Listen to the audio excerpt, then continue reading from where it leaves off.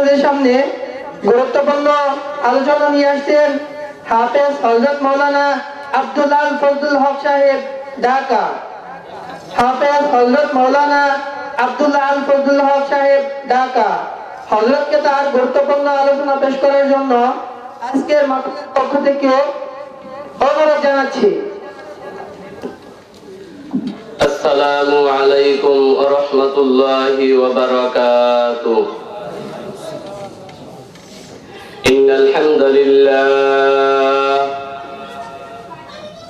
নাহমাদুহু ওয়া নাস্তাঈনুহু ওয়া নাস্তাগফিরুহু ওয়া নাউযু বিল্লাহি মিন শুরুরি আনফুসিনা। من يهده الله فلا مضل له ومن يضلله فلا هادي له ونشهد أن لا إله إلا الله وحده لا شريك له ونشهد أن سيدنا وسندنا وحبيبنا ومولانا محمد أرسله بالحق بشيرا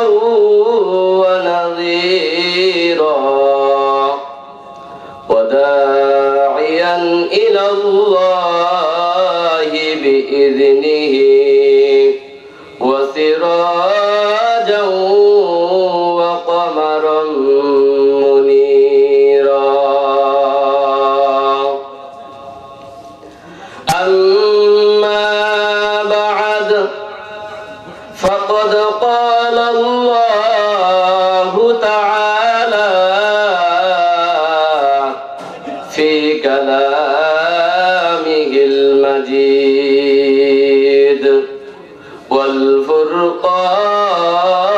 والفرقانه الحميد.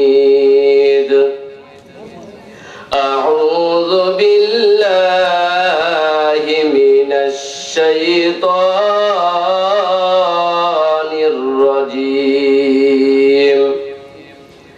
بسم الله الرحمن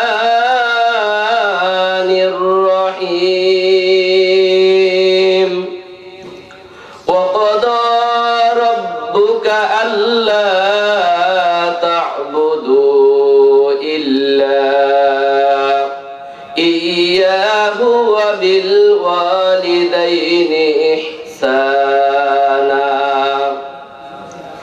إما يبلغن عندك الكبر أحدهما أو كلاهما فلا تقل لهما أف ولا تنهرهما وقل لهما قولا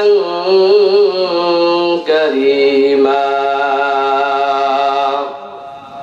واخفض لهما جناح الذل من الرحمة وقل رب ارحمهما كما ربياني صغيرا. وقال تعالى يا أيها الذين آمنوا اتقوا الله حق تقاته ولا تموتن إلا وأنتم مسلمون.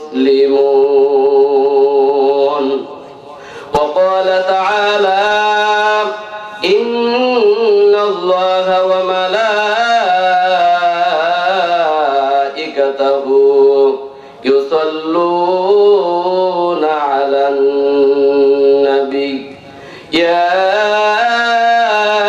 أيها الذين آمنوا صلوا عليه وسلموا تسليما সকলে আমরা দরুদ ইব্রাহিম পড়ি আল্লাহুম্মা সাল্লি আলা মুহাম্মাদ ওয়া আলা আলি মুহাম্মাদ কামা সাল্লাইতা আলা ইব্রাহিম ওয়া আলা আলি ইব্রাহিম ইন্নাকা হামিদুম মাজিদ اللهم بارك على محمد وعلى آل محمد كما باركت على إبراهيم وعلى آل إبراهيم إنك حميد مجيد الحمد لله আল্লাহ পাক রব্বুল আলামিনের দরবারে লাখো কোটি শুকরিয়া যে আল্লাহ পাক রব্বুল আলামিন কত মেহেরবান কত দয়াবান আল্লাহ তাআলা আমাদেরকে দয়া করে মায়া করে তার জান্নাতের বাগানের মধ্যে আমাদের কিছু সংখ্যক আল্লাহ তাআলার বান্দাদেরকে বসার সুযোগ করেছেন এই জন্য আমরা খুশি না বেজার খুশি একটু আপনারা একটু আমার সাথে একটু কথা বলেন যদিও মানুষ অল্প কিন্তু এই জান্নাতের বাগানটা আল্লাহ তাআলার কাছে অত্যন্ত দামি অত্যন্ত দামি কেমন দামি দুনিয়ার মানুষ আকাশের দিকে তাকাইলে আকাশের মধ্যে আমরা নক্ষত্র দেখতে পাই আকাশের মধ্যে নক্ষত্র ঝলমল করে আমরা দেখতে পাই আকাশের ফেরেশতারা তদরূপ দুনিয়ার জমিনের দিকে যখন তাকায় তখন তাকাইয়া দেখে জমিনের মধ্যে কিছু কিছু জায়গা আছে এগুলাই জায়গার মধ্যে ঝলমল করতেছে তার কারণটা কি ওই জায়গাটাই ঝলমল করে যেখানে কোরআন এবং হাদিসের আলোচনা করা হয় একজনে বলে আর কিছু সংখ্যক বান্দারা শুনে ওই মজলিসটা ওই ফেরেশতাদের কাছে ঝলমল করতে থাকে বলেন সুবহানাল্লাহ তাহলে আমরা যে আসতে পারছি আল্লাহ তাআলা আমাদেরকে তৌফিক দিয়েছেন এই জন্য আমরা সকলে খুশি আছি না ইনশাআল্লাহ সবাই আমরা খুশি আছি আলহামদুলিল্লাহ এরপরে আমাদের পাশে মহিলা প্যান্ডেল আছে মহিলারাও দেখেন কত কাজ ছেড়ে দিয়া তারা এরকম ভাবে জান্নাতের বাগানের মধ্যে আসছে এদেরকে আল্লাহ পাক রব্বুল আলামিন এক একটা মা বোনদেরকে আল্লাহ তাআলা খাদিজাতুল কুবরার মতন আল্লাহ তাআলা কবুল করে নেন সকলে বলেন আমিন আল্লাহ পাক রব্বুল আলামিন মা বোনদেরকে রাবিয়া বস্তির মতন বানাই দেন সকলে বলেন আমিন আল্লাহ পাক রব্বুল আলামিন কোরআনের মধ্যে বলেন ওয়া ইন্নাকা লাআলা খুলুকিন আযীম আল্লাহ পাক রব্বুল আলামিন বলেন দুনিয়ার যত মানুষ আছে মানুষের মধ্যে থেকে আল্লাহ পাক রব্বুল আলামিন আমাদের নবী জনাবে মুহাম্মদুর রাসূলুল্লাহ সাল্লাল্লাহু আলাইহি ওয়াসাল্লামকে আল্লাহ তাআলা মহান চরিত্রের অধিকারী বানাইয়া দুনিয়াতে পাঠাইছেন দুনিয়ার কোন মানুষের চরিত্রের সার্টিফিকেট আল্লাহ তাআলা দেয় নাই একমাত্র আমাদের নবী মুহাম্মদুর রাসূলুল্লাহ সাল্লাল্লাহু আলাইহি ওয়াসাল্লামের চরিত্র আল্লাহ তাআলা কোরআনে আয়াত দিয়া জানাই দিলেন যে আমি বিশ্ব নবীর চরিত্র মহান চরিত্রের অধিকারী দিয়া বানাইলাম বলেন সুবহানাল্লাহ কারণ নবী পাক সাল্লাল্লাহু আলাইহি ওয়াসাল্লামের যুগে ওই সময় মানুষগুলা আরবের মানুষগুলা এত নিকৃষ্ট এত খারাপ ছিল যে ওই সময় মেয়েদের গর্ভে থেকে যদি কোনো কন্যা সন্তান জন্মগ্রহণ করত তারা এটারে পাপ মনে করত এই জন্য তারা জীবিত কন্যাগুলো এরকম ভাবে কবরের মধ্যে মাটির নিচে পুঁতে রাখতেন। এরকম ভাবে যে কাবাঘর হাজিরা তওয়াফ করে ওই কাবাঘরের মধ্যে একটা দুইটা নয় 360টা মূর্তি ঢুকাইছে, বলেন নাউজুবিল্লাহ। আবার আল্লাহর নবী ওই মহান চরিত্র দেখা, চরিত্রের আচরণ পাইয়া ওই খারাপ মানুষগুলা এত সোনার মানুষে পরিণত হয়ে গেছে, ওই মানুষগুলার নাম শোনার সাথে সাথে আমরা এখন বলি রাদিয়াল্লাহু তাআলা আনহু। আল্লাহ তাআলা ওই মানুষগুলোর উপর রাজি খুশি হয়েছেন। আল্লাহ তাআলা ওই মানুষগুলোর উপর খুশি হয়ে গেছেন, তাদেরকে আল্লাহ তাআলা জান্নাতের টিকিটও দিয়ে দিয়েছেন। তার কারণটা কি? আল্লাহ নবীর মহান চরিত্র দেখা। আল্লাহর এক বান্দা নবীজি সাল্লাল্লাহু আলাইহি ওয়াসাল্লামের দরবারে এসে নবীজিকে ডাক দিয়ে বলেন, ইয়া রাসূলুল্লাহ, ইয়া হাবিবাল্লাহ, আমার মনটা চায় জিনা করার অনুমতি দেন। আমার মনটা জিনা করতে চায়, আপনি একটু জিনা করার অনুমতি দেন। বলেন, দুনিয়ার কোন মানুষ জিনা করার অনুমতি দিবেনি? দিবে? যদি কোন মানুষ যদি চেয়ারম্যানের কাছে যায় বলে, চেয়ারম্যান সাহেব, আমি আপনার দল করি, আপনি আমাকে জিনা করার অনুমতি দেন, বলেন চেয়ারম্যান দিবেনি? চেয়ারম্যান বলবে, খবরদার বল বয়। এরপরে চকিদার তাদেরকে ডাইকা বলবে, এটারে বান্দা, এরপরে তাকে পিটা। কিন্তু নবীজির কাছে যখন আল্লাহর বান্দা বলল, ইয়া রাসূলুল্লাহ, ইয়া হাবিবাল্লাহ, আমাকে জিনা করার অনুমতি দেন, আমার মনটা জিনা করতে চায়, আল্লাহর নবী তাকে ধমক দিলেন না, তাকে মারপিট কোনো কিছুই দিলেন না। নবীজি ডাক দিয়ে বলেন, আল্লাহর বান্দা, তুমি জিনা করবা, আমার কাছে অনুমতি চাও, আমি তোমার কাছে কয়েকটা প্রশ্ন করব, বলো তোমার মার সাথে কেউ যদি জিনা করে তুমি অনুমতি দিবানি? তখন ওই আল্লাহর বান্দা বলতেছেন, ইয়া রাসূলুল্লাহ, ইয়া হাবিবাল্লাহ, বলেন কি আমার মার সাথে কেউ জিনা করবে এটা আমি কখনো বরদাস্ত করতে পারবো না। আমার শরীরের মধ্যে বিন্দু পরিমাণ রক্ত থাকতে আমি আমার মার সাথে কাউকে জিনা করতে দিব না। আল্লাহর নবী ডাক দিয়ে বলেন, ও আল্লাহর বান্দা, তাহলে তোমার বোনের সাথে কেউ যদি জিনা করতে চায় অনুমতি দিবানি? কয়, না না না, আমার বোনের সাথে কেউ জিনা করুক এটা আমি দিব না। তোমার মেয়ের সাথে কেউ যদি জিনা করতে চায় তুমি অনুমতি দিবানি? কয়, না না না, আমার জীবন থাকতে আমার মেয়ের সাথে কাউকে জিনা করতে দিব না। আল্লাহর নবী ডাক দিয়ে বলেন, ও আল্লাহর বান্দা, তাহলে তুমি কোন মহিলার সাথে জিনা করবা? কোন নারীর সাথে তুমি জিনা করবা? যেই নারীর সাথে তুমি জিনা করবা ওইটা কারো বোন হইবে, না হয় কারো মা হইবে, না হয় কারো স্ত্রী হইবে, না হয় কারো মেয়ে হইবে। তোমার কাছে তোমার মায়ের যেমন ইজ্জত আছে, তোমার কাছে তোমার বোনের যেমন ইজ্জত আছে, তোমার কাছে তোমার মেয়ের যেমন ইজ্জত আছে, তার কাছে তার মায়ের ইজ্জত আছে, তার বোনের ইজ্জত আছে। তাহলে তোমার বোনের সাথে কেউ জিনা করলে তুমি অনুমতি দিবা না? তোমার মেয়ের সাথে কেউ জিনা করুক এটা তুমি পছন্দ করো না, তাহলে তুমি কার সাথে জিনা করবা? তোমার কাছে যেমন খারাপ লাগে তুমি যার সাথে জিনা করবা তার সাথে তারও তো ভাইদের কাছে এমন খারাপ লাগে। কি বলেন, খারাপ লাগবে না? এবার ওই মানুষটা আল্লাহর বান্দা আল্লাহর নবীর হাতের মধ্যে দেবেন, ইয়া রাসূলুল্লাহ, ইয়া হাবিবাল্লাহ, আরবের মধ্যে কত মানুষের চরিত্র পাইছি, কত মানুষ আমাকে আদর্শ দেখাইছে, এত সুন্দর আদর্শ আমি আর কারো কাছে পাই নাই।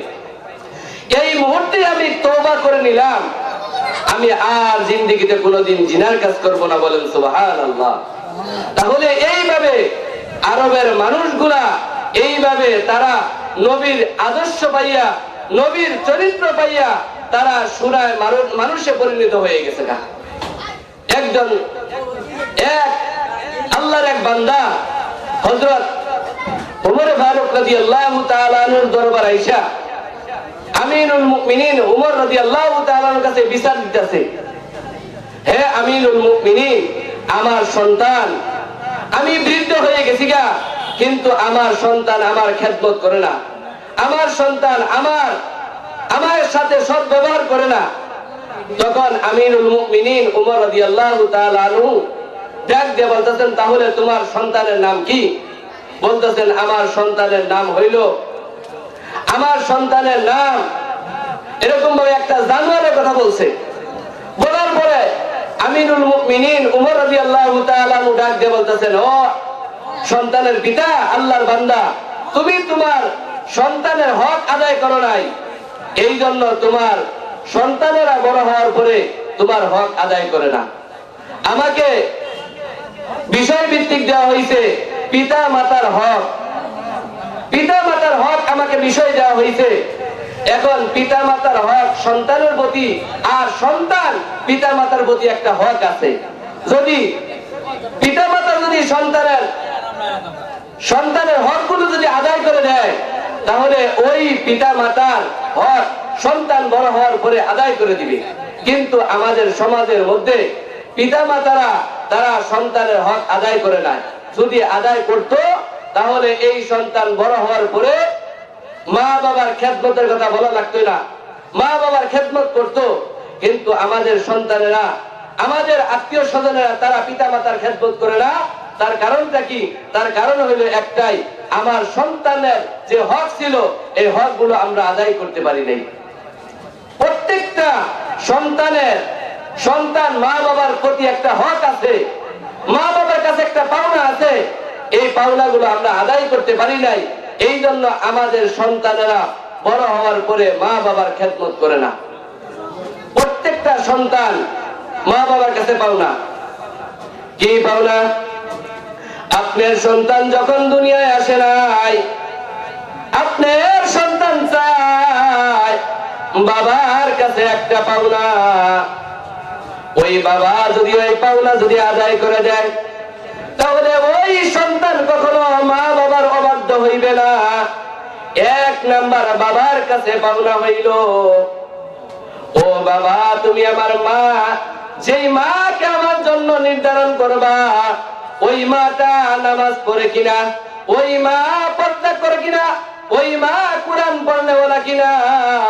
আমার মা যদি ভালো হয়, ওই ভালো করতে ভালো সন্তান হওয়ার আশা করা যায়। সন্তানের প্রথম নাম্বার পাওনা হইল বাবার কাছে, যে বাবা, তুমি এমন একটা মেয়ে দেখে বিবাহ করবা যে মেয়েটা পর্দা করে, এমন একটা মেয়ে দেখে বিবাহ করবা যে মেয়েটা কোরআন তেলাওয়াত করে, এমন একটা মেয়ে দেখে বিবাহ করবা যে মেয়েটা এরকম ভাবে নামাজ আদায় করে। কিন্তু আজকে আমাদের সন্তানের কাছে আমরা এই হক আদায় করে দেই না। আমরা এমন একটা যুগ হয়ে গেছে গা, আমরা পর্দাওয়ালা নারী বিবাহ করতে চাই না। আমরা মনে করি যে একটু চামড়া ফর্সা হইলেই হয়, আর যে টিকটক করতে পারে তাই তো কোনো কথাই নেই। এরকম ভাবে আমরা আমাদের সন্তানদেরকে, সন্তানেরা যে প্রথম যে আমার কাছে পাওনা, এই পাওনা গুলো আদায় করে নাই। এই জন্য সন্তান বড় হওয়ার পরে মা বাবার হক আদায় করে না। যদি আমাদের সন্তানদের যদি আমি আদায় করে দিতাম, তাহলে এই সন্তান বড় হওয়ার পরে আমার আপনার হক আদায় করত। এই জন্যই বলা হয়, গাই ভালো যার, দুধ ভালো তার, ভালো হয়তো ঘি, মা যদি ভালো হয়, ভালো হয় তার জি। মা যদি কোরআন পড়নেওয়ালা হয়, তাহলে ছেলেটা কোরআন পড়নেওয়ালা হইবে। মা যদি নামাজি হয়, সন্তানগুলো নামাজি হইবে। মা যদি পর্দাওয়ালা হয়, সন্তানগুলো পর্দাওয়ালা হইবে। মা যদি এরকম নামাজি হয়, সন্তানগুলো নামাজি হইবে। তাহলে আমার কাছে আমার সন্তানেরা এক নাম্বার পাওনা হইল নেককার একজন স্ত্রী দেওয়া। এক নাম্বার পাওনা কি? নেককার স্ত্রী, তাকে মা বানাইয়ে যাওয়া। দুই নাম্বার সন্তান আমার কাছে পাওনা, মা বাবার কাছে দুই নাম্বার পাওনা। সন্তান যখন দুনিয়ায় ভূমিষ্ঠ হয়, দুনিয়ায় যখন আগমন করে, দুনিয়ায় যখন আসে, এই সন্তানের ডান কানের মধ্যে আযান, বাম কানের মধ্যে ইকামত, এই আওয়াজগুলো তার কানের মধ্যে পৌঁছে দেওয়া।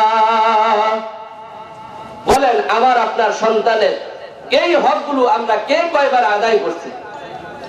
আমাদের সন্তানেরা জন্মগ্রহণ করার পরে ডান কানে আযান, বাম কানে ইকামত আমরা দিছি, অনেকেই দেই নাই। এখন বলেন এই সন্তান বড় হওয়ার পরে কেমনে মসজিদে যাইবে? এই সন্তান বড় হওয়ার পরে সন্তানগুলো মা বাবার কেমনে হক আদায় করবে?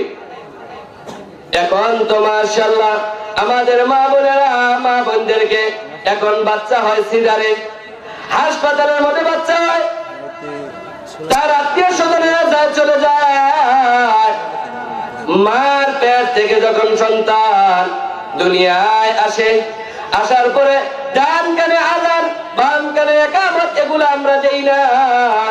তাড়াতাড়ি মোবাইল দিয়ে আমরা একটা সেলফি তুলি, ওই সেলফি তুলে আর পরে ফেসবুকের মধ্যে ছেড়ে দেই, ওই আল্লাহ তাআলা আমাকে একটা সন্তান দান করেছে, সবাই আমার ছেলের জন্য দোয়া করবেন। বলেন এগুলো যায় না? অথচ আমার সন্তান আমার কাছে ভাবতেছিল ডান কানে আযান, বাম কানে ইকামত, এই আওয়াজগুলো যদি আমি শোনাই দিতে পারতাম, আমার সন্তান বড় হওয়ার পরে নামাজের কথা বলা লাগতো না।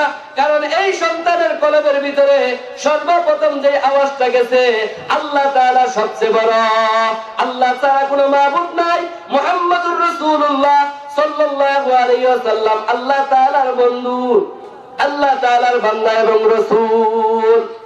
কি বলেন? এই আওয়াজগুলো যদি আমরা আমাদের সন্তানের কানের মধ্যে শুনাই দিতাম, তাহলে এই সন্তানদের নামাজের জন্য ডাক্কানো লাগতো না, যে বাবা যা মসজিদে যা, আযান দিছে মসজিদে যা, নামাজ পড়। আমরা এগুলা শিখাই না। সন্তান জন্মগ্রহণ করার সাথে সাথেই ঢুল তবলা কত ধরনের বক্সের ডেক্সেট আইনা এরকম মানুষদেরকে আমরা শুনাইয়ে দিই। অথচ আমার সন্তান আমার কাছে প্রাপ্ত হইল ডান কানে মুসলমান হিসাবে, ডান কানে আযান, বাম কানে ইকামত, এই আওয়াজগুলো যদি আমি শুনাই দিতে পারি, এই সন্তান বড় হওয়ার পরে নামাজের কথা বলা লাগবে না। যখন মসজিদ থেকে আযানের আওয়াজ আসবে, ওই সন্তান এমনি এমনি নামাজি হয়ে যাবে। বলেন সুবহানাল্লাহ। আমরা এই হকগুলো আদায় করব। যদি হকগুলো আদায় করতে পারি, তাহলে আমার সন্তানেরা নামাজি হইবে।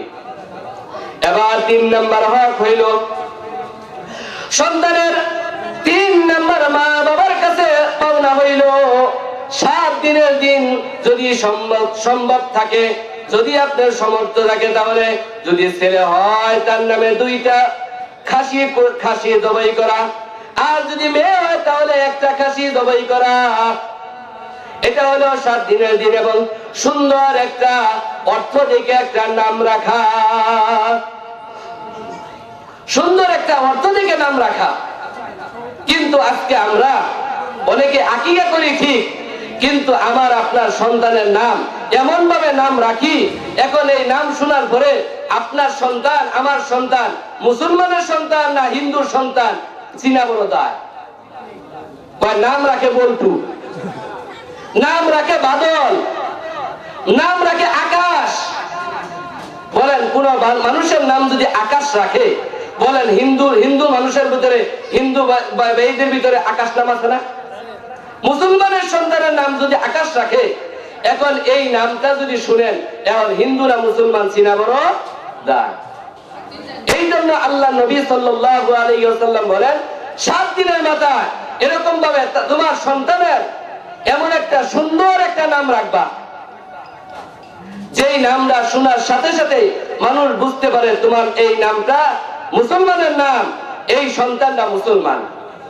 এখন আমরা আমাদের সন্তানের নাম রাখি আগডুম বাগডুম, আমাদের সন্তানের নাম রাখি এরকম ভাবে লাট বল্টু, আমাদের সন্তানের নাম রাখি হারু মারু কারু, এরকম বিভিন্ন ধরনের নাম রাখি। অথচ আমাদের সন্তানের নাম রাখা লাগবে এমন যাতে করে আমার সন্তান নাম শোনার সাথে সাথে আমরা বুঝতে পারি আমার সন্তানের এই সন্তানটা মুসলমানের সন্তান। কারণ এই নামের একটা বরকত আছে, নামের বরকত আছে না? হাদিসের মধ্যে আছে, কাল কিয়ামতের ময়দানে যেই সময় মানুষগুলা নিজের ভাইকে দেখে মানুষ বাবা সন্তানকে দেখে পলায়ন করবে, সন্তান বাবাকে দেখে পলায়ন করবে, মা সন্তান দেখে পলায়ন করবে, সন্তান মাকে দেখে পলায়ন করবে। কাল কিয়ামতের ময়দানে আল্লাহ পাক রব্বুল আলামিন ফেরেশতাদেরকে বলবেন, ও ফেরেশতারা যাও হাশরের ময়দানে, হাশরের ময়দানে যাও, আমার একজন বান্দি আছে, তার নাম হইল মারিয়াম।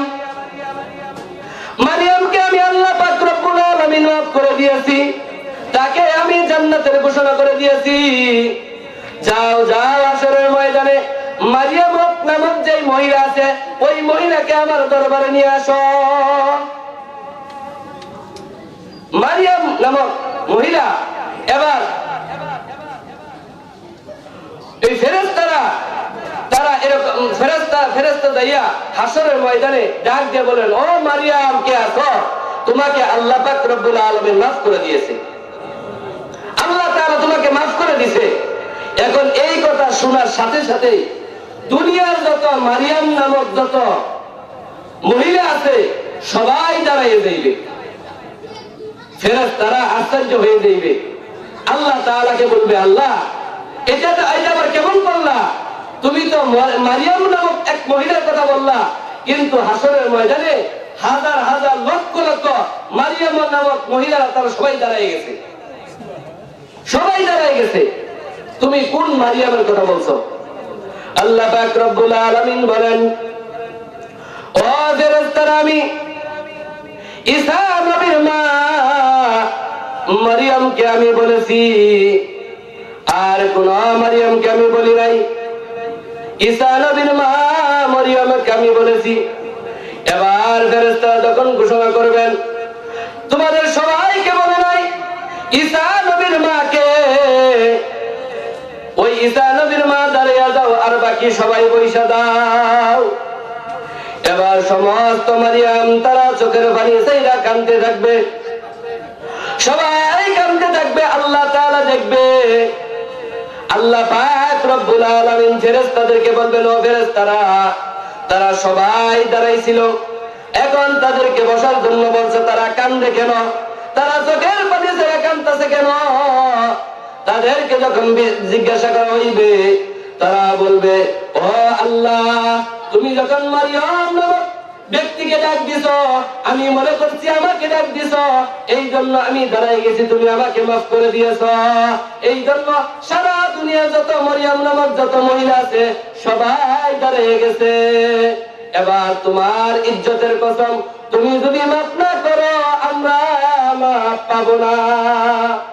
আল্লাহ পাক রব্বুল আলামিন ডাক দিয়ে বলেন, ও মারিয়াম তোমার উসিলায় দুনিয়ায় যত মারিয়াম নামক মহিলা আছে সমস্ত মহিলা, ওই মারিয়াম নামক মহিলাদেরকে আমি মাফ করে দিলাম, বলেন সুবহানাল্লাহ। তাহলে বলেন নামের বরকত আছে না নাই? নামের বরকত আছে।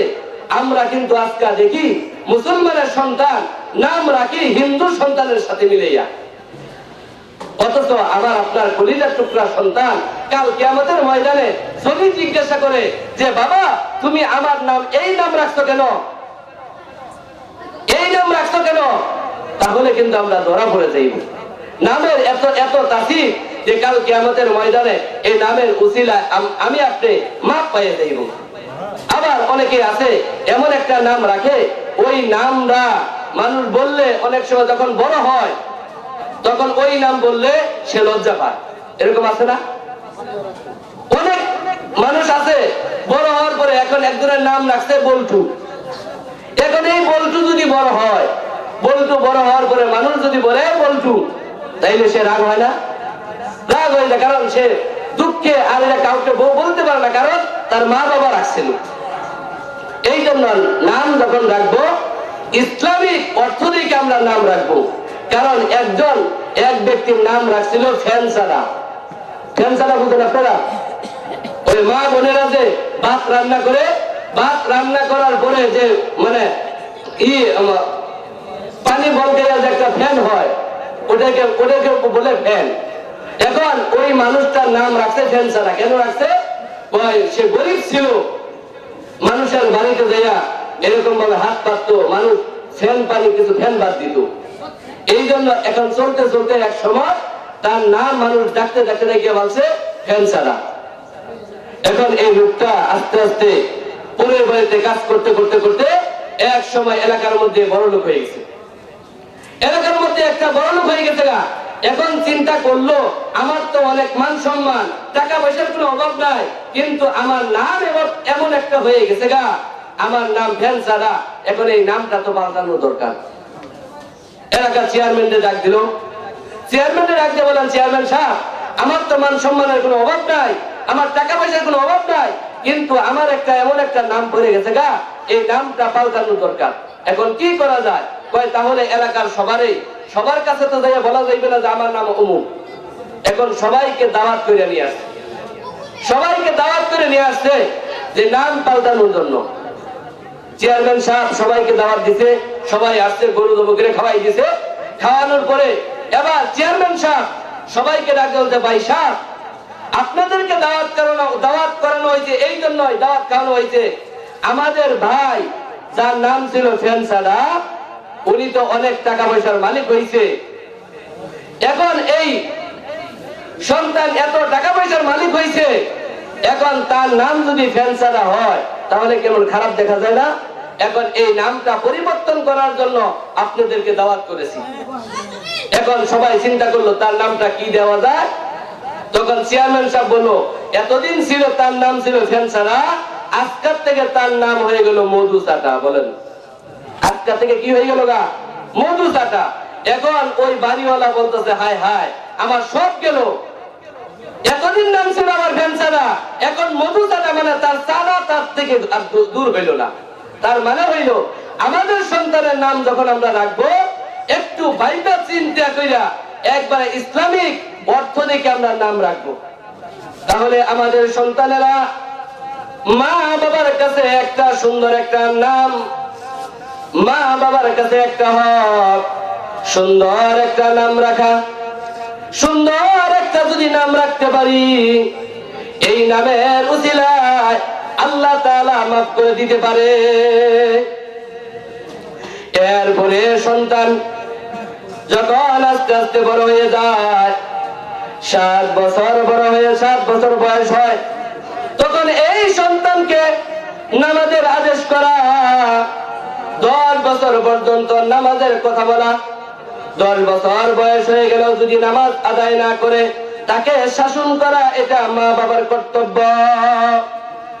কিন্তু আজকে আমরা আমাদের সন্তানদেরকে ছোটবেলায় আমরা নামাজ শিক্ষা দেই না। আমরা মনে করি আমার সন্তান বড় হইব, যখন চাকরি বাকরি করব, তখন তিনি এমনি এমনি নামাজি হয়ে যাইবেন। এই জন্য দেখবেন সন্তানেরা যখন ছোটকালে নামাজ না শিখে, তখন সে বড় হওয়ার পরেও সে মসজিদে যায় না। কেন যায় না? সে ভয় পায় যে আমি মানুষের সামনে নামাজ পড়বো, আমার নামাজ কেমনে নামাজ পড়ে, নামাজই তো আমি জানি না। এখন যদি মানুষের সামনে নামাজ পড়তে যায়, আমার নামাজ যদি উল্টা পাল্টা হয়, মানুষ তো দেখে হাসবে, এই জন্য সে মসজিদে যায় না। অথচ এই সন্তান মা বাবার কাছে পাওনা ছিল। যখন সন্তান কথাবার্তা শিখে, যখন সন্তান একটু এরকম ভাবে ভালো কথাবার্তা শিখে, তখন ওই সন্তানের মুখে দিয়া তলাবুল ইলমি ফরিদাতুন আলা কুল্লি মুসলিম, তাকে ইলমে দ্বীন শিক্ষা করা, তাকে এরকম ভাবে সুশিক্ষা শিক্ষিত করা, একটা ভালো মানুষ বানানো, আদর্শবান মানুষ বানানো মা বাবার কর্তব্য। কারণ আপনার সন্তানকে যদি আপনি প্রাথমিক অবস্থায় আপনার সন্তানকে যদি আপনি ইলমে দ্বীন শিক্ষা দেন, কোরআন শিক্ষা দেন, এরপরে এই সন্তান যদি ডাক্তার হয়ে যায়, এই সন্তান যদি ইঞ্জিনিয়ার হয়, এই সন্তান যদি ব্যারিস্টার হয়, যতই ডিগ্রি অর্জন করুক না কেন, এই সন্তান কখনো জীবনে কোনোদিন নাস্তিক হইবে না। এখন দেখা যায় আমাদের সন্তানেরা নাস্তিক হয়, তার কারণটা কি? কয় মা বাবার কাছে সন্তানের যে হক ছিল, এই হক সে আদায় করে না। সন্তান যখন ইলমে দ্বীন শিক্ষা করব, তখন তাকে ইলমে দ্বীন শিক্ষা করায় নাই। দেখবেন কোন সন্তানকে যদি মা বাবা যদি স্কুলে ভর্তি করা যায় তাহলে ওই সন্তান স্কুলে লেখাপড়া করে, মা বাবা যদি মাদ্রাসায় লেখাপড়া করায় ওই সন্তান মাদ্রাসায় লেখাপড়া করে। আজকে আমার মা বাবা যদি স্কুলে লেখাপড়া করাইতো তাহলে আপনাদের সামনে আমি এইভাবে বৈশা বক্তৃতা দিতে পারতাম না, পারতাম নি। যদি আমার মা আমার বাবা যদি বলতো যে তোর মতন আরো কত সন্তানের আছে তারা তো এরকম বেকারিতে চাকরি করে, যা তুইও বেকারিতে কাজ কর, যদি মা যদি বাবা যদি দিয়ে দিত তাইলে আমার কোনো সাধ্য ছিল আমি আলেম হওয়া? আমার মা যদি আমার বাবা যদি আমাকে গার্মেন্টসে দিয়ে দিত বলেন তো আমি আলেম হইতে পারতাম নি? আমার মা বাবা যদি আমাকে মাদ্রাসায় না দিয়া যদি গ্যারেজে দিয়ে দিত তাহলে আমি আলেম হইতে পারতাম না, আমি আল্লাহ তাআলাকে চিনতে পারতাম না। এই জন্য সন্তান মানুষ হওয়ার জন্য 1 নাম্বার হাতিয়ার হইল মা বাবা। 1 নাম্বার সবচাইতে বেশি দান তিনি হইলেন মা বাবা। মা বাবা যেই দিকে নিয়ে যাইবে সন্তান ওই দিকে যাইবে। আজকে আমাদের সন্তানদেরকে আমরা ওই মাদ্রাসা শিক্ষা দেই না, আমাদের সন্তানেরা এরকম ভাবে স্কুল কলেজ লেখাপড়া করায়, করানোর পরে এখন যখন আপনার সন্তান ডাক্তার হয় ইঞ্জিনিয়ার হয় তখন এই সন্তানেরা বড় হওয়ার পরে মা বাবার খেদমত করার সুযোগ পায় না, মা বাবার খেদমত করার সুযোগ পায় না। তার একটা বাস্তব একটা ঘটনা, এক সাংবাদিক বলেন, এক সাংবাদিক এক বৃদ্ধাশ্রমে গেছে, যাওয়ার পরে বৃদ্ধাশ্রমের অবস্থা দেখার জন্য উনি যেয়ে দেখে কিছু বুড়া মানুষ এরকম ভাবে হাত কাঁপতেছে আর এরকম ভাবে বসে আছে।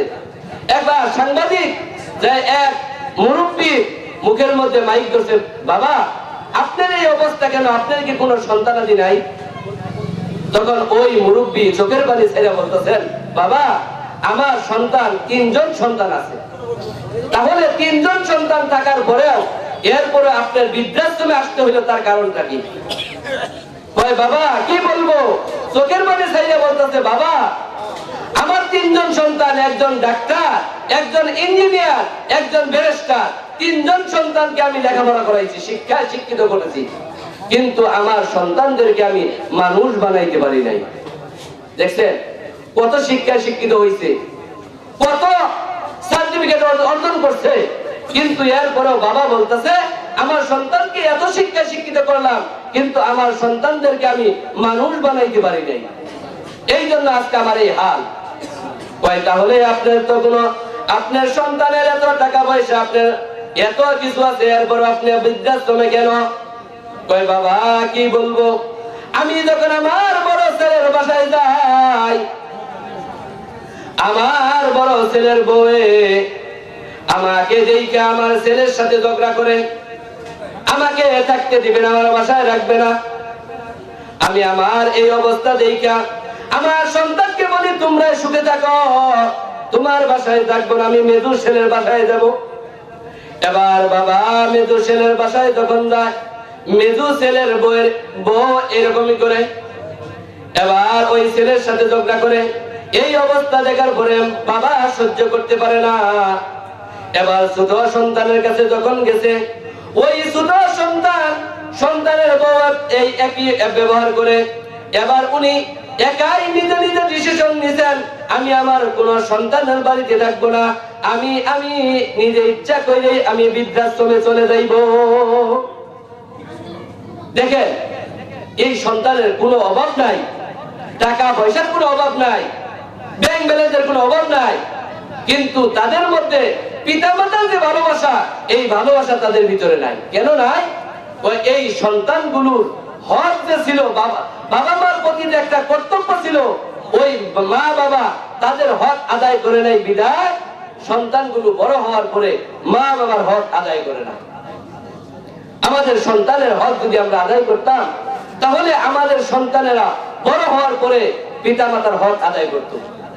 আপনি দুনিয়ার যে কোনো জায়গায় তাকাইয়ে দেখেন, কোন একটা আলেমের মা বাবা বৃদ্ধাশ্রমে পাইবেন না। কোন একটা মা বাবা, আলেমের মা বাবা বৃদ্ধাশ্রমে পাইবেন না। কেন পাইবেন না? তারা অল্প টাকার বেতন বেতনে চাকরি করে এরপরে মা বাবাকে নিয়ে সুখে শান্তিতে থাকে। কেন? এই সন্তানের যে হক ছিল এই হকগুলো মা বাবা আদায় করতে বিধায় এই সন্তানগুলো বড় হওয়ার পরে মা বাবার হক আদায় করে দেয়। তাহলে আমরা যদি আমাদের সন্তানদেরকে যদি হক যদি আদায় করে দেই তাহলে এই সন্তানগুলো মা বাবার হক আদায় করবো ইনশাআল্লাহ। আমরা পারবো না? আমাদের সন্তানের যে হক আছে এই হকগুলো আমরা আদায় করব, তাহলে দেখবেন এই সন্তানগুলো বড় হওয়ার পরে মা বাবার হক আদায় করবে এই এমনি এমনি। এবার মা বাবার হক, মা বাবা সন্তানের প্রতি পাওনা। আল্লাহর নবী বলেন রিদার রব্বি বিরিদাল ওয়ালিদাইন, মা বাবা যদি সন্তুষ্ট থাকে আল্লাহ তাআলা সন্তুষ্ট থাকেন। মা বাবা যদি সন্তানের প্রতি অসন্তুষ্ট থাকে আল্লাহ তাআলাও বেজার হয়ে যায়। কারণ মা বাবা যদি সন্তানের জন্য দোয়া করে ওই দোয়া কখনো আল্লাহ তাআলা ফেরত দেয় নাই, আল্লাহ তাআলা ওই দোয়া ফেরত দেয় নাই। কারণ মা বাবা এমন একটা দোয়া করেওয়ালা, বন্দুকের গুলি মিস হইতে পারে কিন্তু মা বাবার দোয়া ফেরত যায় না। আল্লাহর নবী বলেন মা বাবা যখন দোয়া করে, মা বাবা এবং আল্লাহ তাআলার মাঝখানে লা হিজাবা লাহু, কোনো পর্দা থাকে না। মা বাবা যেই দোয়া করে, সন্তানের জন্য যেই দোয়া করে ওই দোয়াই আল্লাহ তাআলা কবুল করে নেন। বাইজিদ বুস্তামি রাহমাতুল্লাহি আলাইহি, ওনার মা একদিন রাতের বেলা ঘুম থেকে জাগ্রত হইছে, এখন ওনার পানির পিপাসা লাগছে। তার সন্তানকে বাইজিদকে ডাক দিয়ে বলেন, ও বাইজিদ, আমার একটু পানির পিপাসা লাগছে, একটু পানির ব্যবস্থা করে দাও। এবার বাইজিদ ঘুম থেকে উঠা ওই পানির বাসনের মধ্যে গেছে, মশকের মধ্যে যেয়ে দেখে পানি নাই। এবার এই বাইজিদ, ছোট বাইজিদ, উনি কি করলেন, পানি আনার জন্য দূর দূরান্তে গেলেন। ওখান থেকে আইসা দেখে, পানি আনার পরে আইসা দেখে মা ঘুমিয়ে গেছেন। এবার বাইজিদ চিন্তা করলেন, এখন যদি আমার মাকে যদি আমি ঘুম থেকে যদি জাগ্রত করি আমার মা কষ্ট পাবে। এই জন্য বাইজিদ মাকে ডাক দেয় নাই। আবার যদি আমি যদি ঘুমাইয়া যাই, আমার মা যখন ঘুম থেকে জাগ্রত হইবে আবার পানি পানি বলে ডাক দিবে, আমার মার কষ্ট হইবে। এবার বাইজিদ ওই পানির গ্লাসটা হাতের মধ্যে লইয়া সারা রাত দাঁড়িয়ে রয়েছে, কনকনা শীতের মধ্যে দাঁড়িয়ে আছে। বাইজিদের মা গভীর রাত্রে তাহাজ্জুদ পড়ার জন্য যখন উঠবেন, ওঠার সময় দেখে তার মাথার কাছে বাইজিদ দাঁড়ানো। এবার ওই মা ডাক দিয়ে বলেন, বাইজিদ, তুমি এখানে দাঁড়িয়ে আছো কেন? তুমি কি ঘুমাও নাই? বাইজিদ ডাক দিয়ে বলেন, মা, গভীর রাত্রে আপনি আমাকে ডাক দিছেন, আপনার পানির পিপাসা লাগছে, আপনি আমাকে ডাক দিছেন। আমি মশকের মধ্যে দেখি কোনো পানি নাই, আমি দূর থেকে পানি আনার জন্য গেছি, পানি আইনা দেখি আপনি ঘুমিয়ে গেছেন। আমি আপনাকে যদি ডাক দেই আপনার কষ্ট হইবে, ঘুম ভেঙে যাইবে, এই জন্য আমি আপনাকে ডাক দেই নাই। আবার যদি আমি ঘুমাইয়া যাই, আপনি যখন ঘুম থেকে উঠবেন, ওঠার পরে আপনার কষ্ট হইবে, আপনার পানি পিপাসা লাগছে, এই জন্য আমি বাইজিদ সারা রাত আপনার এই মাথার কাছে দাঁড়িয়ে আছি। যখন আপনার ঘুম ভাঙবে তখন আমি আপনার হাতের মধ্যে পানি দিব, আপনি পানি পান করবেন। এবার বলেন তো ওই সময় মা সন্তানের প্রতি কেমন খুশি হইবে? খুশি হইবে না? এবার বাইজিদের মা সন্তানকে টান দিয়ে বুকের মধ্যে মানে আন্দাজে দিয়ে বলতেছেন, ও সন্তান, তুমি যে কাজটা আমার জন্য করছো আমি খুশি হয়ে গেছি। বাইজিদের মা তাহাজ্জুদের নামাজ আদায় করার পরে করতেছে, আল্লাহ আমার ভাইজিৎ যে কাজটা করছে আমি মা খুশি হয়ে গেছি, আল্লাহ তুমি আমার সন্তানের প্রতি খুশি হয়ে যাও। ও আল্লাহ আমার ভাইজিৎকে জমানার মধ্যে শ্রেষ্ঠ আলেম তোমার ওলি বানিয়ে দাও। এবার মা যখন দোয়া করছে, আল্লাহ পাক রব্বুল আলামিন খুশি হইয়া মায়ের দোয়া কবুল করে নিলেন। কারণ মার দোয়া কখনো বিফল যায় না, মার দোয়া কখনো ফেরত যায় না। এবার বাইজিদের জন্য যখন মা দোয়া করছে, ওই বাইজিদকে আল্লাহ পাক রব্বুল আলামিন সাধারণ ওলি বানায় নাই, আল্লাহ পাক রব্বুল আলামিন ওই সময় ওই জামানার মধ্যে শ্রেষ্ঠ ওলি বানাইছেন। বলেন সুবহানাল্লাহ। কেন? ওই বাইজিদ মা বাবার খেদমত করছে, মার একটা কাজ করছে, ওই কাজের মা খুশি হয়ে গেছে গা। এই জন্য মা বাইজিদের প্রতি খুশি হয়ে গেছেন। মা বাবা যদি খুশি হয় তাহলে আল্লাহ খুশি হয়ে যায়, মা বাবা যদি বেজার হয় আল্লাহ বেজার হয়ে যায়। এক সাহাবী আয়েশা আল্লাহর নবীর দরবারে ডাক দিয়ে বলেন, ইয়া রাসূলুল্লাহ, ইয়া হাবিবাল্লাহ, আমি আমার মার সাথে বাবার সাথে কেমন আচরণ করব? তুমি তোমার মা বাবার সাথে কেমন আচরণ করবা? তোমার মা তোমার বাবা তোমার জন্য জান্নাত। ওই জান্নাতের সাথে তুমি যেমন আচরণ করতে পারো, যদি ভালো আচরণ করো তাহলে তুমি তোমার মা বাবার কারণে তুমি জান্নাতে যাইবা। আর তোমার মা বাবার সাথে যদি খারাপ আচরণ করো তাহলে তুমি জাহান্নামে যাইবা। এই জন্য মা বাবার খেদমত করা চাই। মা বাবার খেদমত করলে আল্লাহ তাআলা রাজি খুশি হয়ে যায়। মা বাবা যদি সন্তানের জন্য দোয়া করে, ওই দোয়া আল্লাহ তাআলা কবুল করে নেন। মা বাবার কথা মতন যেজন চলে না, মা বাবার কথা মতন যেজন চলে না, আল্লাহ নবীজির দয়া তারা পাবে না, আল্লাহ নবীজির দয়া তারা পাবে না। ঠিক কিনা? মা বাবার কথা মতন যেজন চলে না, মা বাবার কথা মতন যেজন চলে না, আল্লাহ নবীজির দয়া তারা পাবে না। হায়রে আল্লাহ নবীজির দয়া তারা পাবে না। মা বাবাকে দুঃখ দিলে নামাজ রোজা যাইবি ফলে, মা বাবাকে দুঃখ দিলে নামাজ রোজা যাইবি ফলে, মার কলিজায় আঘাত দিলে ক্ষুধা সহে না, মার কলিজায় আঘাত দিলে ক্ষুধা সহে না, আল্লাহ নবীজির দয়া তারা পাবে না। হায়রে আল্লাহ নবীজির দয়া তারা পাবে না। মা বাবা অতি আপন, মা বাবার কর যতন, মা বাবা অতি আপন, মা বাবার কর যতন, তিন কথার সাথী পায়া বুইলা যায় না,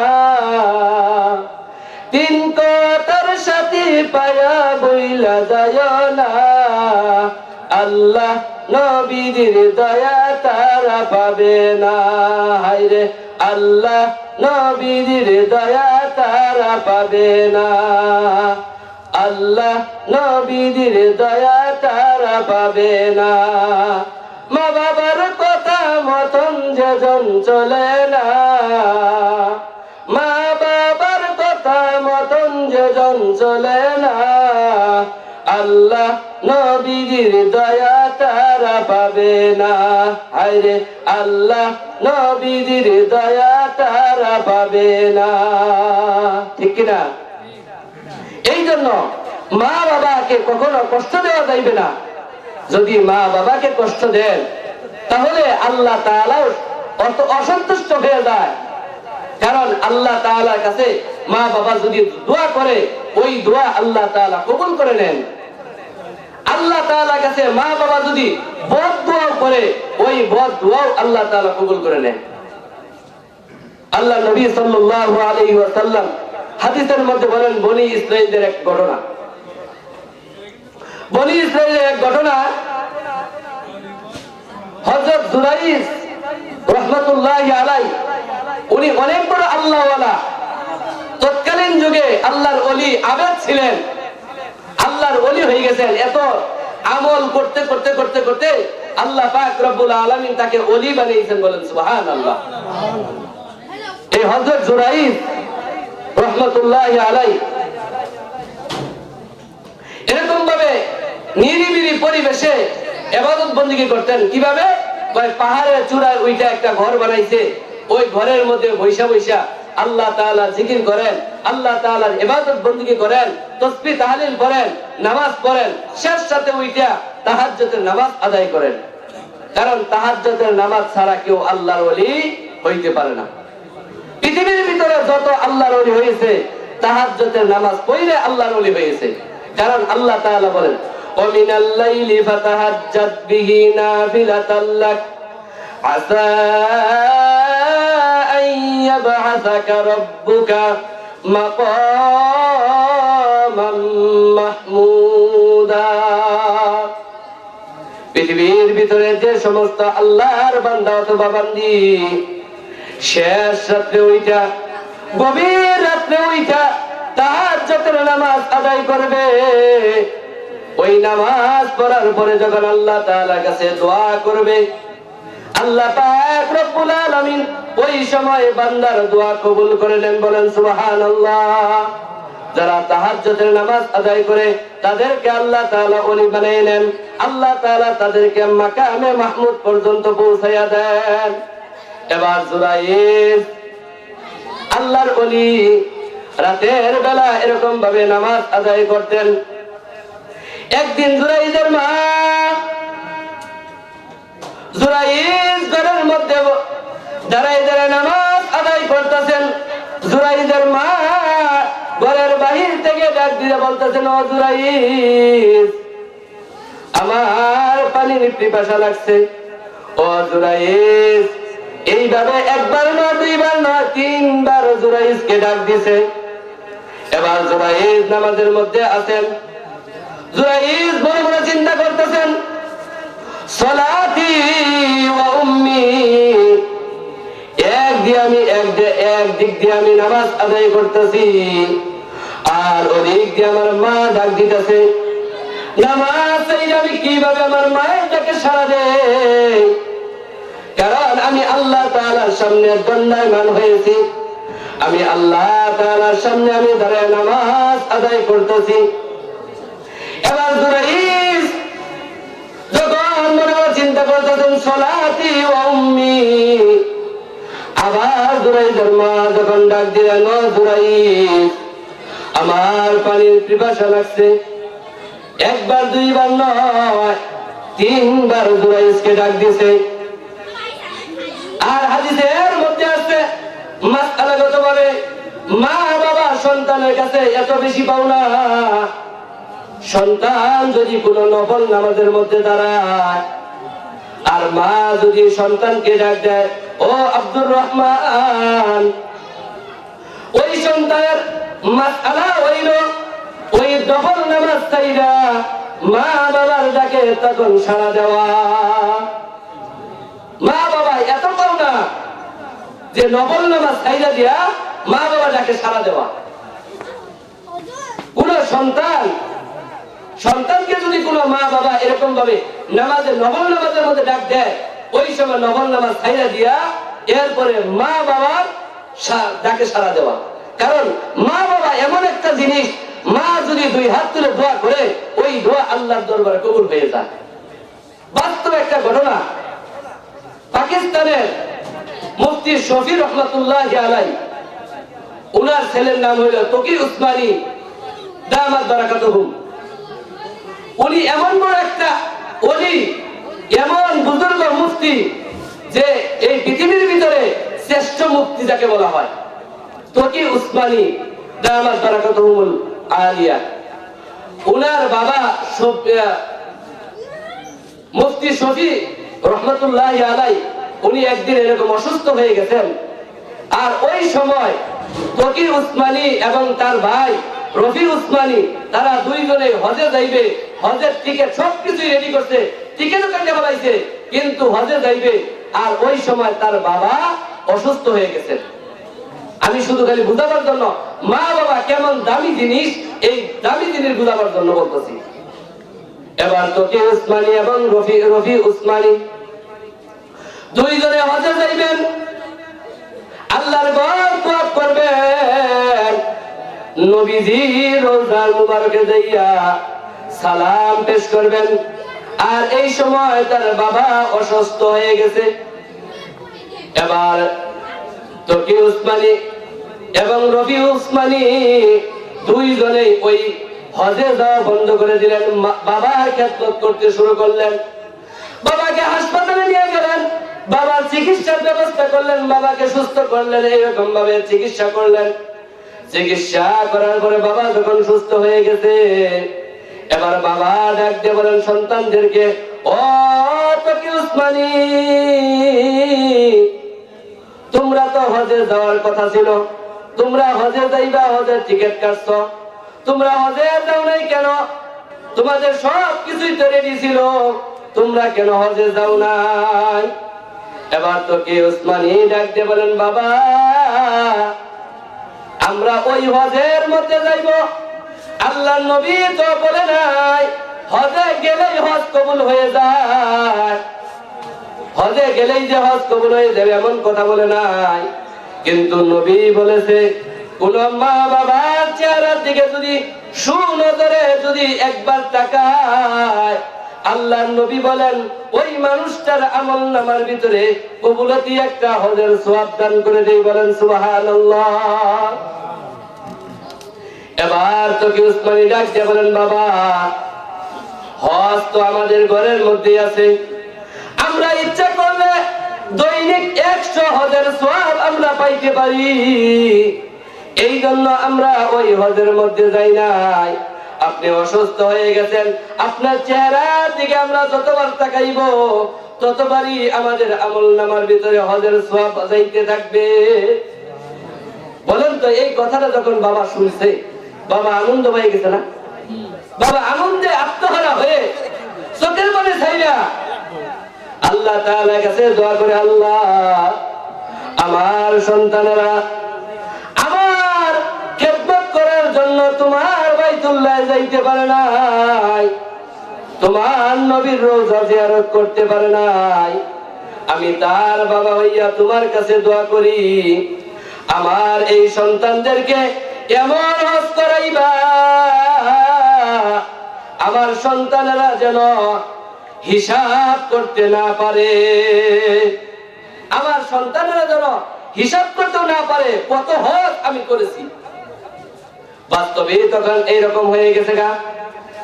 তকি উসমানী বলেন, আমি জীবনে কত হজ করেছি আমার বাবার দোয়ায়, আমার বাবার দোয়ায় আমি এত হজ করেছি আমি গণনা করে শেষ করতে পারবো না। আমার বাবা বলেছে আমার এমন কোন মাস নাই ওই মাসে আমি হজে যাই নাই। সুবহানাল্লাহ। এটা কার দোয়া?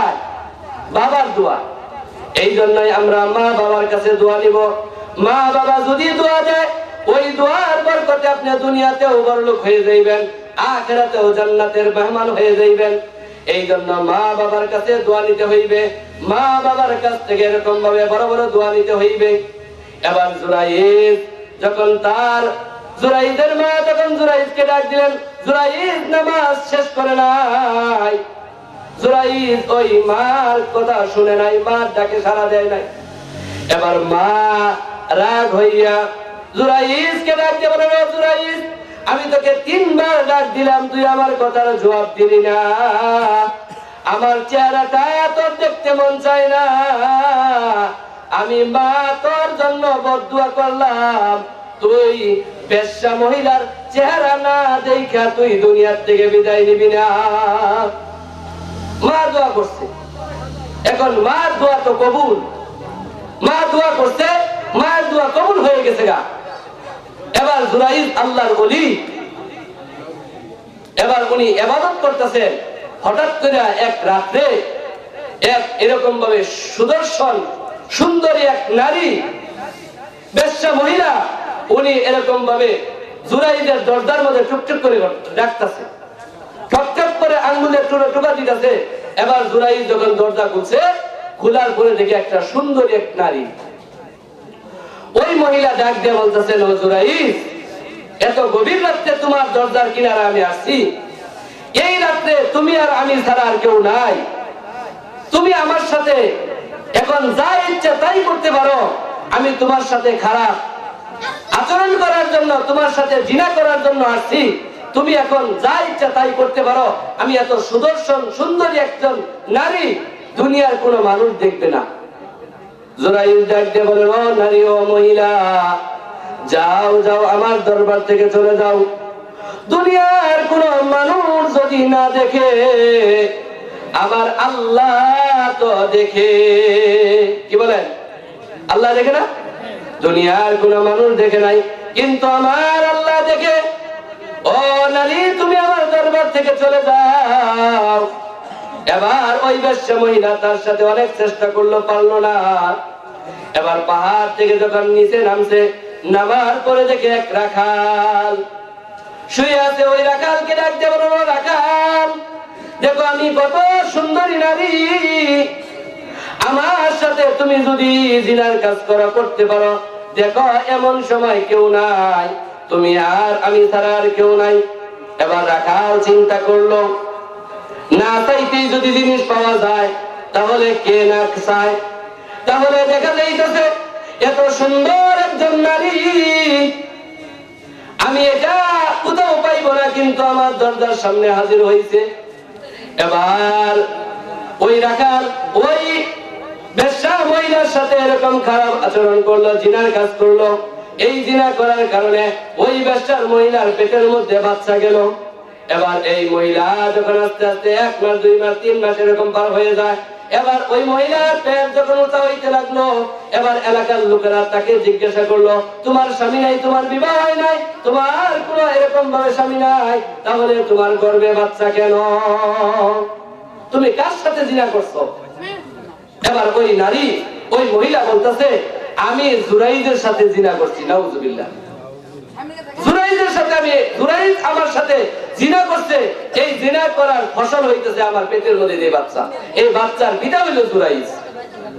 এবার এলাকার সবাই জুরাইদকে অনেক মহব্বত করতেন, কারণ এলাকার মধ্যে দেখবেন যে আল্লাহওয়ালা, এমন আল্লাহওয়ালা যে ব্যক্তি থাকে, ওই ব্যক্তিকে সবাই মহব্বত করে, দেখলে সালাম দেয়। এরপরে আপনার বাগানের মধ্যে যদি ফল হয়, প্রথম ফলটা ওই উস্তাদকে নিয়ে খাওয়ায়, এমন করে না?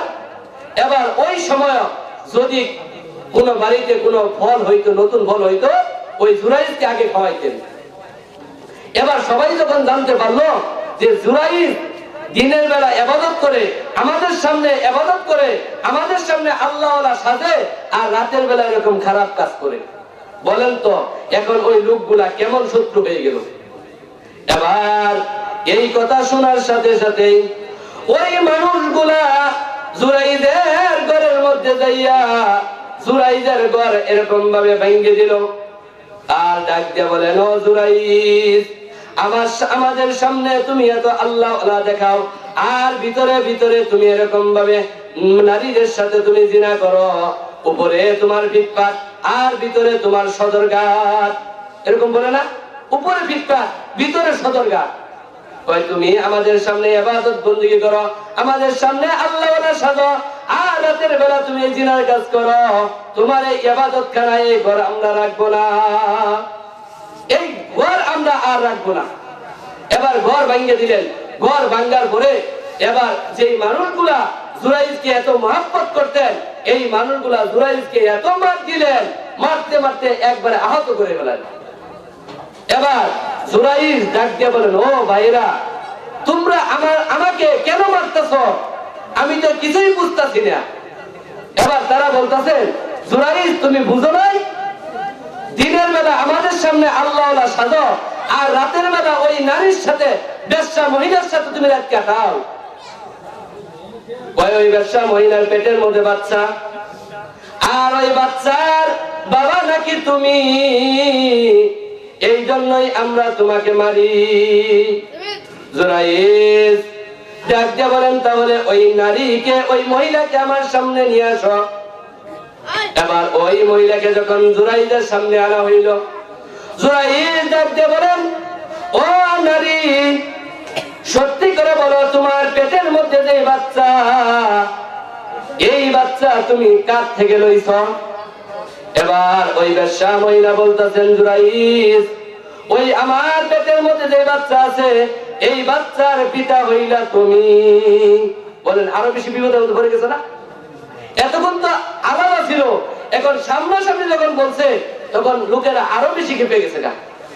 এবার জুরাইজ চিন্তার মধ্যে পড়ে গেলেন, আল্লাহ, তুমি কেমন পরীক্ষার মধ্যে আমাকে ফালাইলা? এই নারীর সাথে তো আমি জিনার কাজ করি নাই, তুমি আমাকে কেমন পরীক্ষার মধ্যে ফালাইলা? এবার জুরাইজ ডাক দিয়ে বলেন, তোমরা আমাকে একটু সময় দাও, 2 রাকাত নামাজ পড়ার জন্য আমাকে একটু সময় দাও।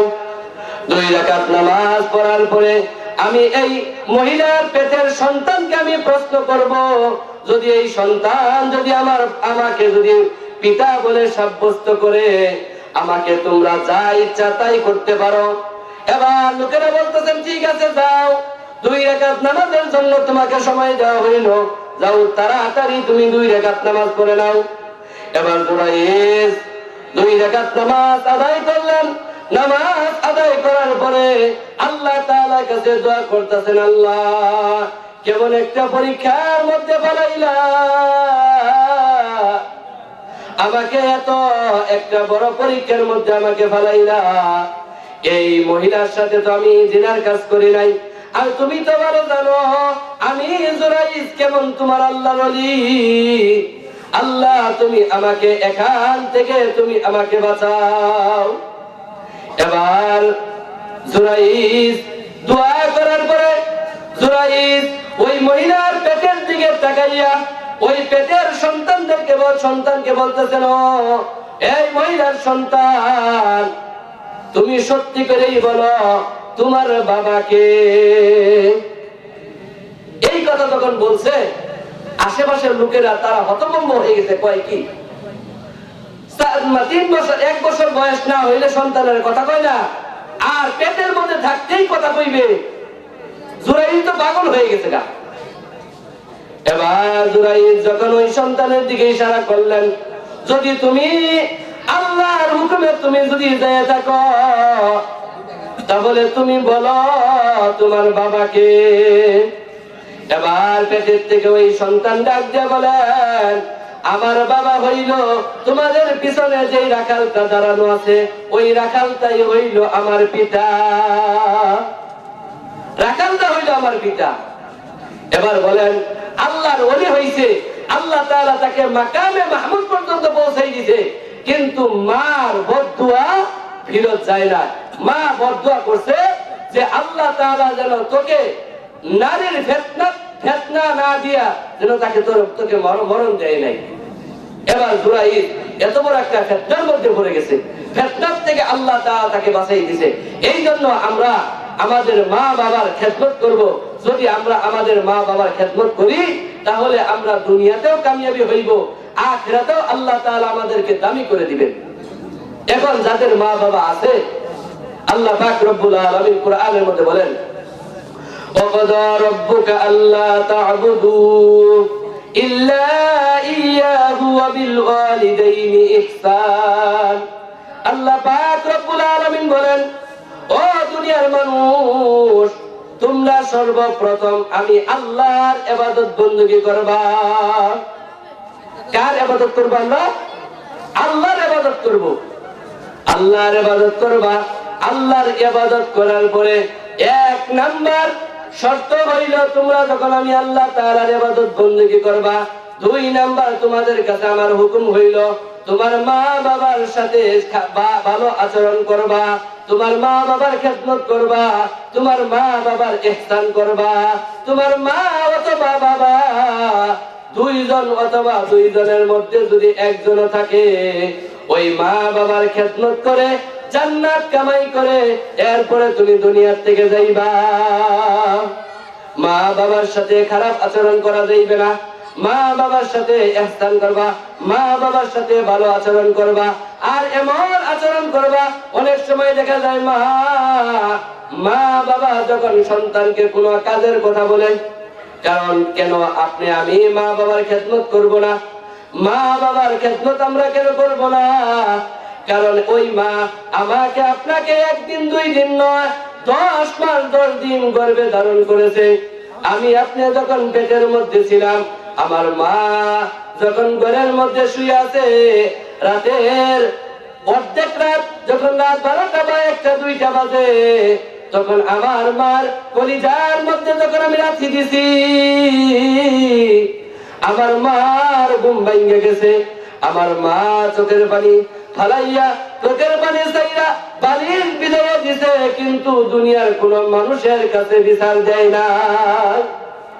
বলেন, মা বিচার দিছেনি? কোনদিন কোন মা মানুষের কাছে বিচার দেয় নাই, আল্লাহর কাছেও বিচার দেয় নাই। মার কলিজার মধ্যে যখন আমি লাথি দেই, আমার মা বেহুশের মতন পড়ে যায়, চোখের পানি চাইরা কান্দে, কিন্তু আমার মা আমাকে ধমক দেয় নাই, মা আমাকে এমন কথা বলে নাই, সন্তান তুই আমার পেটের মধ্যে এমন লাথি বুঝা দিতেছস, আয় আয় দুনিয়াতে আসার পরেই তোকে আমি শেষ করে দিব। কোন মা এমন কথা বলে না। এবার আস্তে আস্তে আইতে আইতে যখন আমার মা যখন প্রসব বেদনা সহ্য করে যখন আমাকে দুনিয়াতে আনছে, আমার মা কত কষ্ট করেছে, আমার মা কত বেদনা সহ্য করেছে। বলেন তো, এমন মাকে এমন বাবাকে কে এরকম ভাবে কষ্ট দিতে পারে? আল্লাহ নবী সাল্লাল্লাহু আলাইহি ওয়াসাল্লাম বলেন, তোমার মা বাবা তোমাকে কেমন করেছে এটার দিকে তাকাইলে তোমার সন্তানের দিকে তাকাও। তোমার সন্তানকে তুমি কেমন ভাবে লালন পালন করো, তোমার সন্তানকে কেমন ভাবে তুমি আদর যত্ন করো। তোমার সন্তান যদি কোনো কিছু খাইতে না চায়, তোমার সন্তান কিছু খাইতে চায় না, তাড়াতাড়ি দৌড়াইয়া যাও, ডাক্তারের কাছে চলে যাও। ডাক্তারের কাছে যাই বলো, ডাক্তার সাহেব আমার সন্তান কিছু খায় না, আমার সন্তান কিছু খায় না, আমার সন্তানের মুখের মধ্যে রুচি নাই, আমার সন্তান কোনো কিছু খাইতে চায় না, তাড়াতাড়ি ভিটামিন দেন, তাড়াতাড়ি ঔষধ দেন।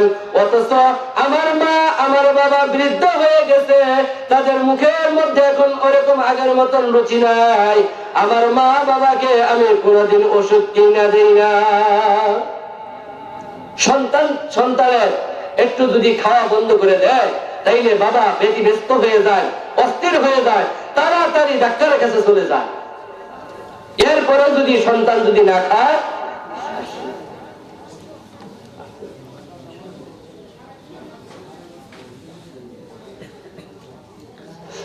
আলহামদুলিল্লাহ আমাদের প্রধান মেহমান যিনি, উনি আমাদের সামনে উপস্থিত হয়েছেন, এখনই আসবেন।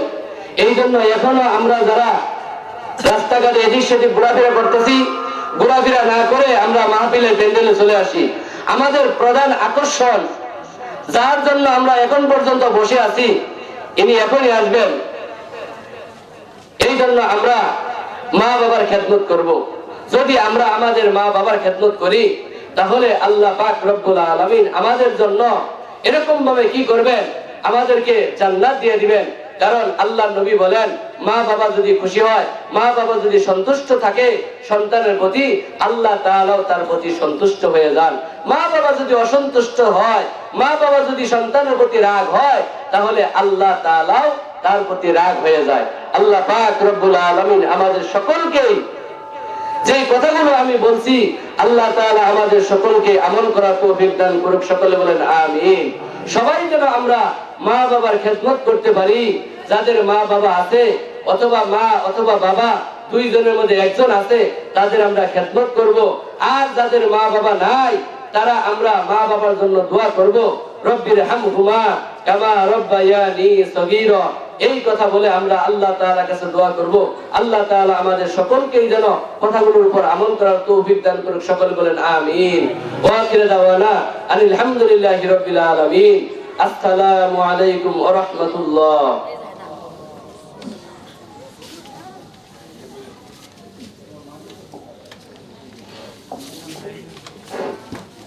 আলহামদুলিল্লাহ আলহামদুলিল্লাহ, আমরা হযরতের নিকট থেকে খুবই গুরুত্বপূর্ণ আলোচনা শুনতেছিলাম। হযরতের কথার মধ্যে এবং আমলের মধ্যে আমাদেরকে বরকত দান করুন। আমাদের প্রধান মেহমান হাফেজ হযরত মাওলানা